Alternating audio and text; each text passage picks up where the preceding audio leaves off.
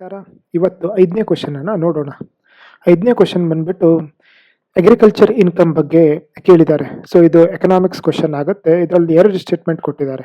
Statement 1 ಬಂದ್ಬಿಟ್ಟು in India income from allied agriculture activities like poultry, farming and wool rearing in rural areas is exempted from any tax ಅಂತ ಕೇಳಿದ್ದಾರೆ. ಅಂದರೆ allied agriculture activities, so agriculture cropping ಬಿಟ್ಟು ಬೇರೆ allied agriculture ಆಕ್ಟಿವಿಟೀಸ್ಗೆ tax ಆಗತ್ತೋ ಇಲ್ಲೋ ಅಂತ ಕೇಳಿದ್ದಾರೆ.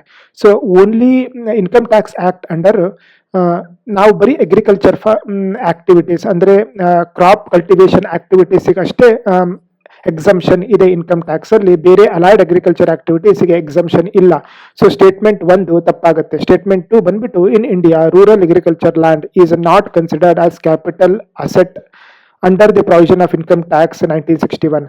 So ಇದರಲ್ಲಿ statement ಅಲ್ಲಿ ರೂರಲ್ ಅಗ್ರಿಕಲ್ಚರ್ ಲ್ಯಾಂಡ್ ಅಂತ ಕೇಳಿದ್ದಾರೆ. ಅಗ್ರಿಕಲ್ಚರ್ ಲ್ಯಾಂಡ್ ಸಪೋಸ್ ಯಾರು ರೂರಲ್ ರೀಜನ್ ಅಲ್ಲಿ ಅಗ್ರಿಕಲ್ಚರ್ ಲ್ಯಾಂಡ್ ನ ಮಾರಿದ್ರೆ ಅದ್ರ ಮೇಲೆ ಕ್ಯಾಪಿಟಲ್ ಗೇನ್ ಟ್ಯಾಕ್ಸ್ ಆಗತ್ತೋ ಇಲ್ಲೋ ಅಂತ ಕೇಳಿದ್ದಾರೆ.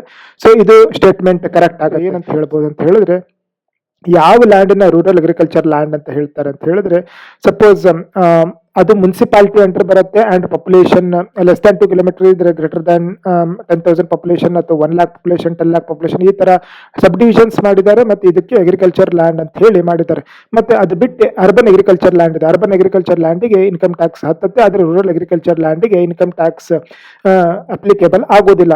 ಸಪೋಸ್ ಯಾರು ಮಾರಿದ್ರೆ ಅದಕ್ಕೆ ಕ್ಯಾಪಿಟಲ್ ಗೇನ್ ಟ್ಯಾಕ್ಸ್ ಆಗೋದಿಲ್ಲ. ಸೊ ಅದರ ಸಲುವಾಗಿ ರೂರಲ್ ಅಗ್ರಿಕಲ್ಚರ್ ಲ್ಯಾಂಡ್ ಗೆ ಇನ್ಕಮ್ ಟ್ಯಾಕ್ಸ್ ಆಗೋದಿಲ್ಲ, ಅಪ್ಲಿಕೇಬಲ್ ಆಗೋದಿಲ್ಲ. ಸೊ ಸ್ಟೇಟ್ಮೆಂಟ್ ಬಿ ಕರೆಕ್ಟ್ ಆಗುತ್ತೆ, ಅಂದ್ರೆ ಸ್ಟೇಟ್ಮೆಂಟ್ 2 ಕರೆಕ್ಟ್ ಆಗುತ್ತೆ. ಸೊ ಇದರಲ್ಲಿ ಬಂದ್ಬಿಟ್ಟು ಆಪ್ಷನ್ ಬಂದ್ಬಿಟ್ಟು ಸ್ಟೇಟ್ಮೆಂಟ್ 1 ನಾಟ್ ಕರೆಕ್ಟ್ ಮತ್ತೆ ಸ್ಟೇಟ್ಮೆಂಟ್ 2 ಕರೆಕ್ಟ್ ಆನ್ಸರ್ ಆಗುತ್ತೆ. ಸೊ ಆನ್ಸರ್ ಡಿ ಆಗುತ್ತೆ.